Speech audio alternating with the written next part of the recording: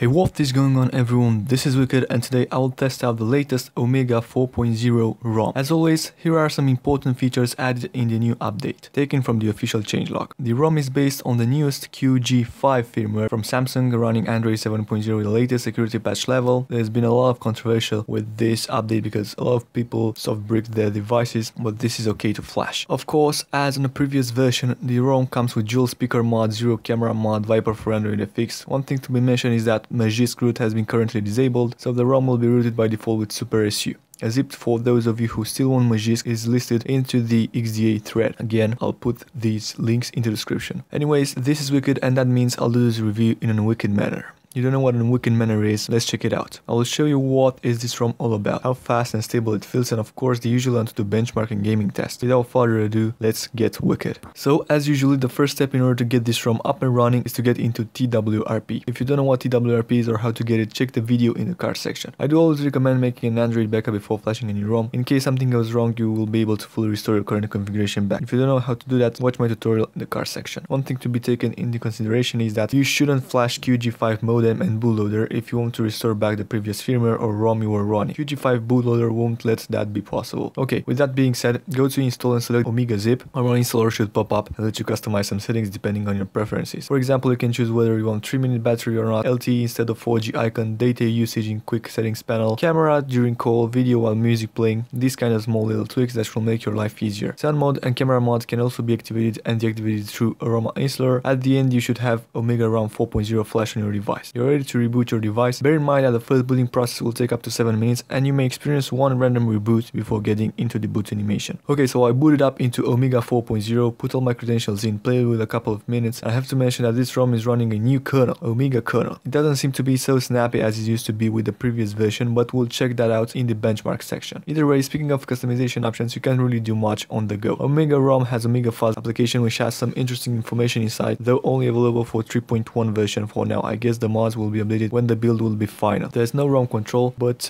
you can install stock boot animation. You have a list of all kernels available for this ROM, all useful programs, utilities and mods. That's pretty much it about the customization options. Now to the benchmark test. I really feel like this version of Omega will score a lower score than the 3.1 due to the first release of Omega kernel, but things will start to look promising in the future. I'm sure of that. Anyways, I opened up AnTuTu benchmark and ran a test. The result was really disappointing as it got a very low score, placing it in the bottom part of my wolf speed. Regarding gaming performance, I went for an S8 speed, no limit. The initial gameplay was butterly smooth and I encountered absolutely no lag or stuttering. Also, I got a request from one of my subscribers that in Modern Combat 5 I should bump up the FPS to 60. That's why I did and the gameplay went smooth as silk. So I have to say this Omega 4.0 is stable, the mods are working, and I couldn't find any bugs during this review, but in my perspective it is far enough from perfection due to the lack of customization options like the ones in Renovate Ice ROM, Batman ROM, King ROM, and you know, with this new kernel there's really a lot of optimizations to be done. I have to admit this ROM is for those people who want a close approach to the stock firmware but with some mods and features. A ROM which is rock stable and simple. If you're one of them, give it a try, you may absolutely love it, especially the new base. My wicked score for this ROM, taking in mind that drop of performance in AnTuTu benchmark, literally from the top to bottom, is unfortunately 3.5 out of 5. Anyways, this was the review for today. I hope you like it. If you did, make sure you click that thumbs up button and subscribe on my channel. Until next time, take care. Wicked is out. Bye bye.